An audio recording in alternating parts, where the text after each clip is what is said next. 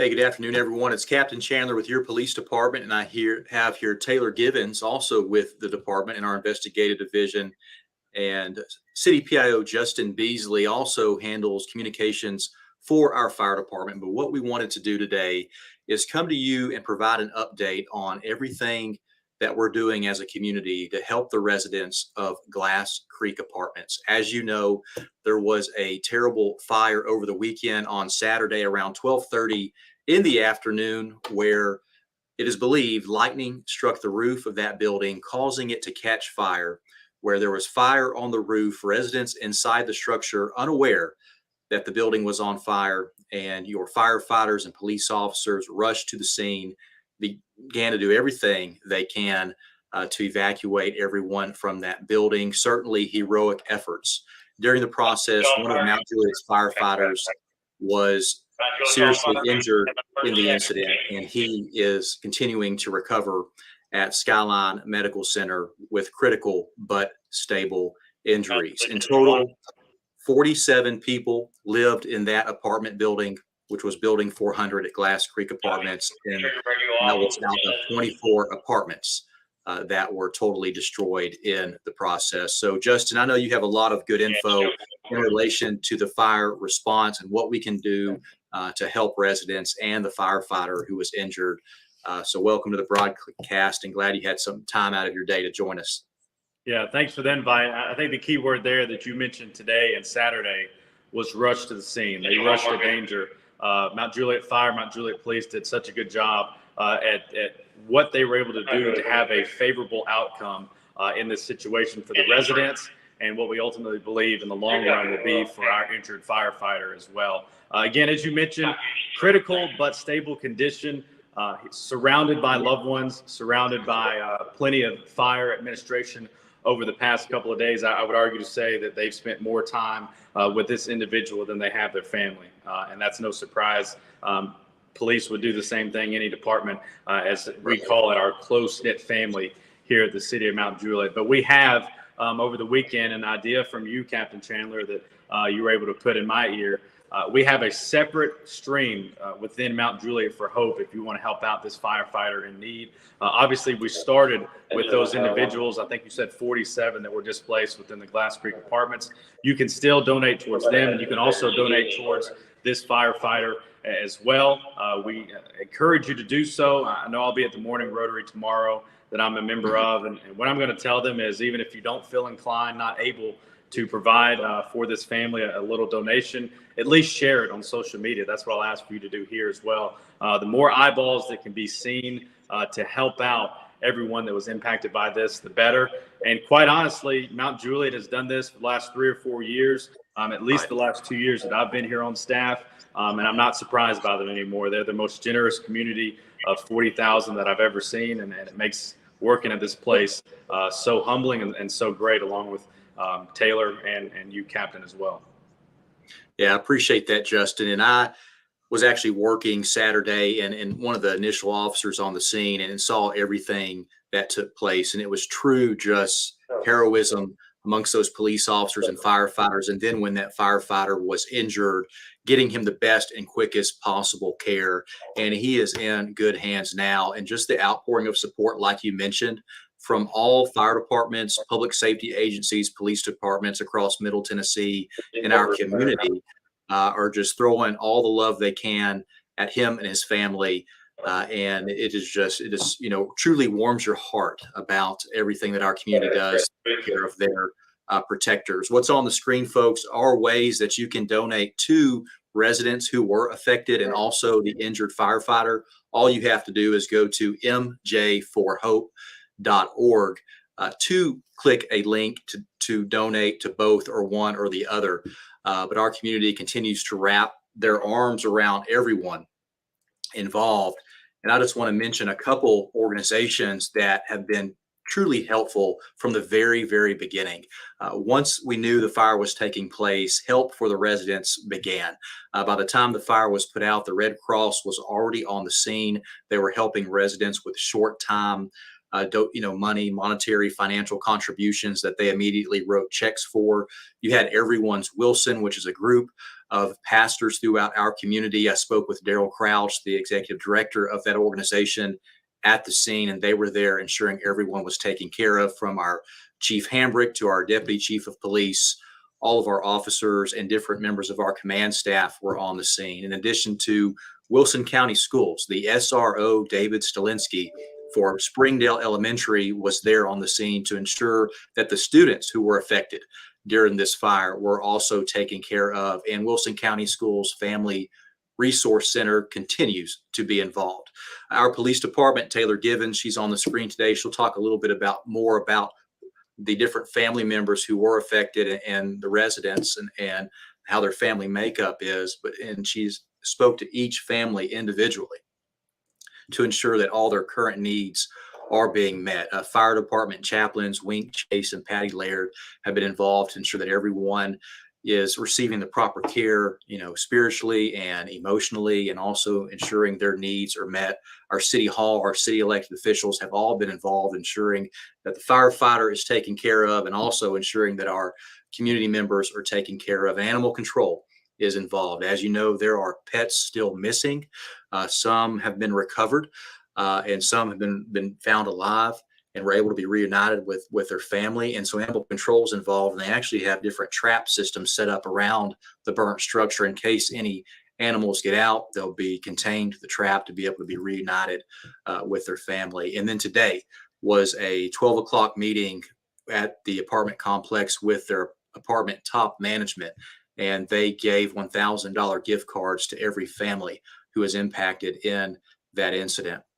And they're also working on finding new apartments for them to get into, since their apartment was destroyed, and working on getting them new housing.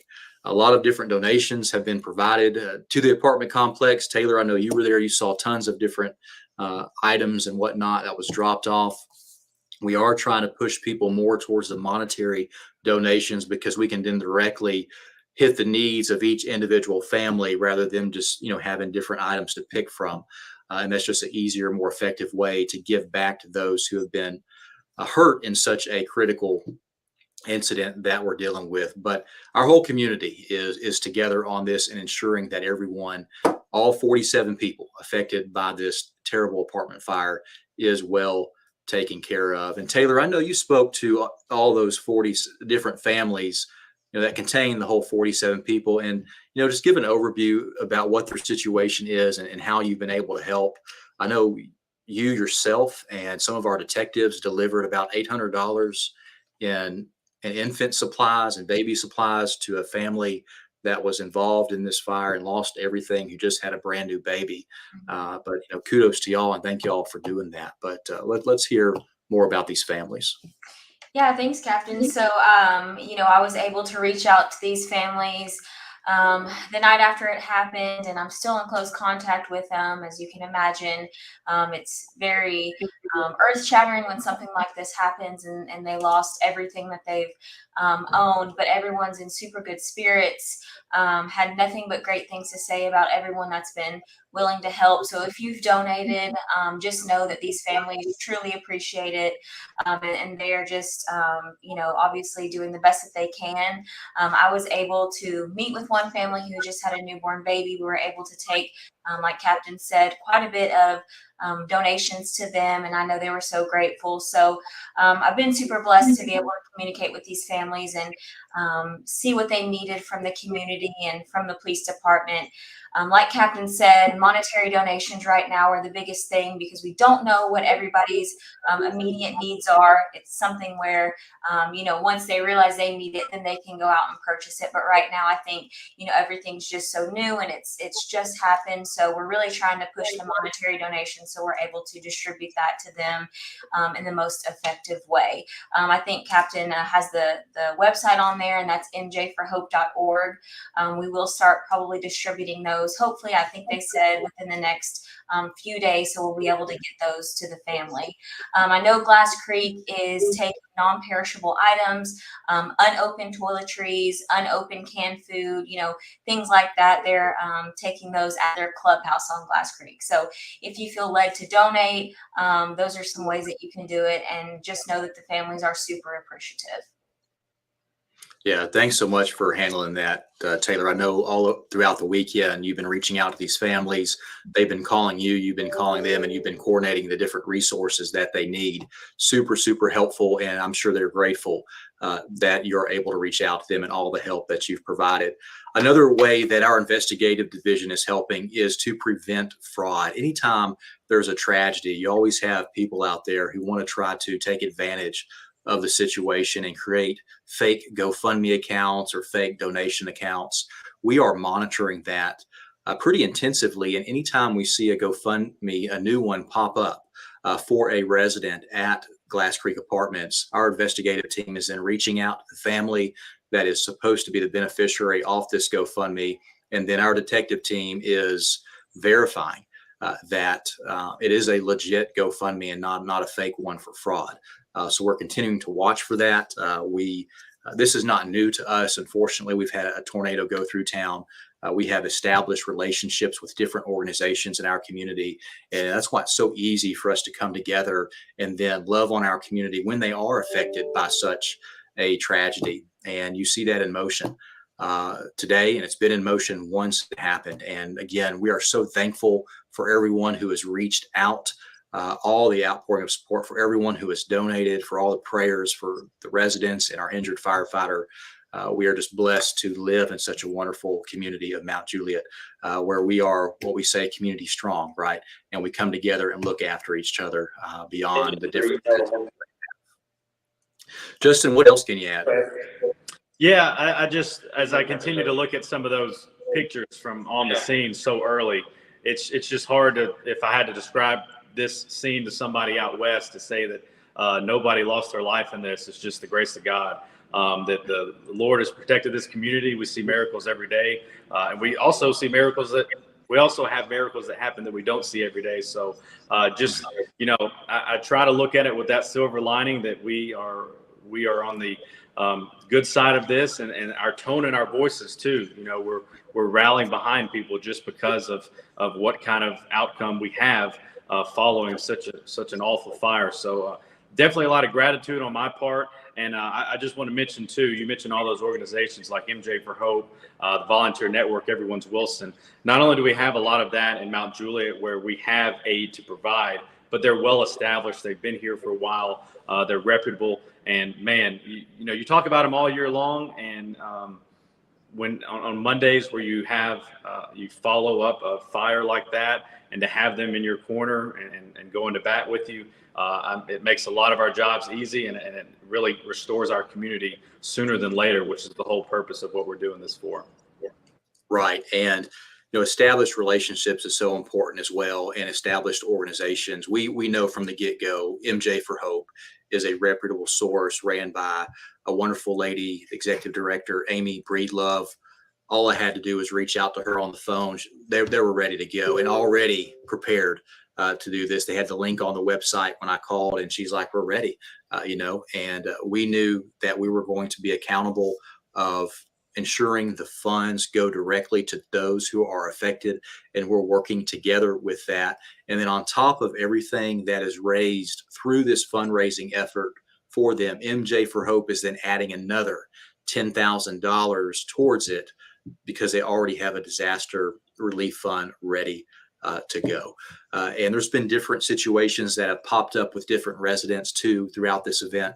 And that's where our Everyone's Wilson and local pastors and our chaplain, even our own staff, even us as a police department have went and helped these different residents. Yesterday we had one that reached out to us that said he didn't have any money for food. So we prepared, and we have gift cards on standby here at the office, and we had an officer take him a $150 gift card to ensure that he was taken care of with food. And then you see how our detective division goes out of their way to deliver baby items to the family with the newborn. You see how the city is helping in different avenues. Our elected body, the communication, the mayor was on the scene during that. We have one of our commissioners, Scott Hefner, is actually out of town on a cruise, can't be here, but he's constantly calling and getting updates and asking how he can help while he's out of the country. there's a lot of care here, and a lot of people care for our city. And it's a top-down approach where it starts at the top with our elected leadership, our mayor, down through Kenny, the city manager, and all throughout everyone. This resonates in how we try to ensure everyone's taken care of through any type of tragic situation such as this. And we come together as a community to help one another. But on the screen, folks, you see the MJ for Hope advertisement. That's where you can go and just send monetary donations to the injured firefighter or the Glass Creek residents. I also want to be sure, I don't want to forget this group either, but Justin, I don't know if you know this, or Taylor, but when we had this incident that was extended, different restaurants in the community donated food through Rehab 23. Yes. Who's that nonprofit that shows up and helps out our firefighters and police officers.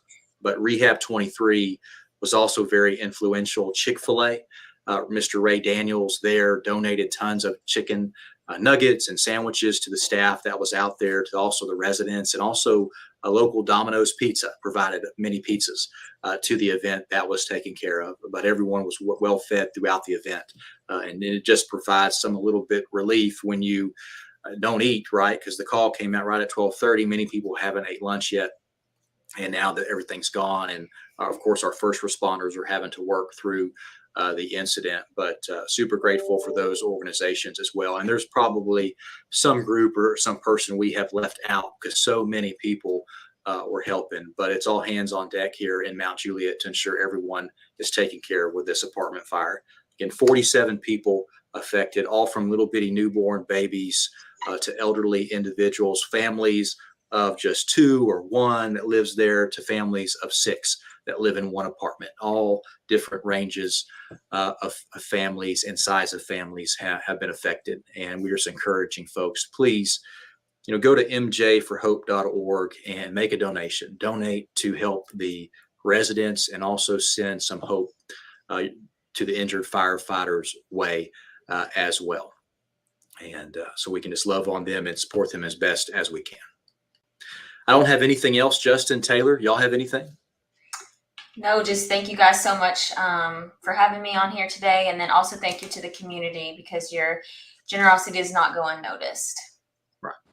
Captain, I'd say that generosity is contagious when you hear of a Chick-fil-A and a Domino's and the other people that we probably forgot to mention. There's so many, and we live in a community where it's not bad to forget some people, because there's so many people coming from left and right. You literally have to make lists like you did, Captain, to keep it straight of everybody who is putting their hands in the pile to help out. The last thing I will mention, and just kind of talking with Joey Edwards, our interim fire chief, he met with his team after the firemen and women, and some of them obviously going through the emotions that transpired from Saturday. So when you're praying for the families impacted and you're praying for the injured firefighter, also pray for the team members, Mount Juliet Police Department included in that. Y'all see each other a lot, and you know each other's stories and backgrounds, and you care for each other. So pray for those teams that they can take some time off, take some time to reflect, and then get back to work. But also know that they need your prayers as much as anybody else as well, because y'all run to the fire every day. I can't relate to that. And we certainly appreciate that. And that's our job, to do this on the broadcast, do it when we speak to the news. And really, as you mentioned, our elected body on down, all of our prayers are with everyone that had to respond to that scene on Saturday. Gotcha. Well, Justin, Taylor, thank you for joining so we could update our community about everything that's taken place related to this event. And folks, again, all we have to do is go to mjforhope.org to support our residents and also the injured firefighter. Please be safe. If there's anything that you need, you know what to do. Please just reach out to your police department. We're here for you, and we're here to support you in any way we can. Take care, everyone.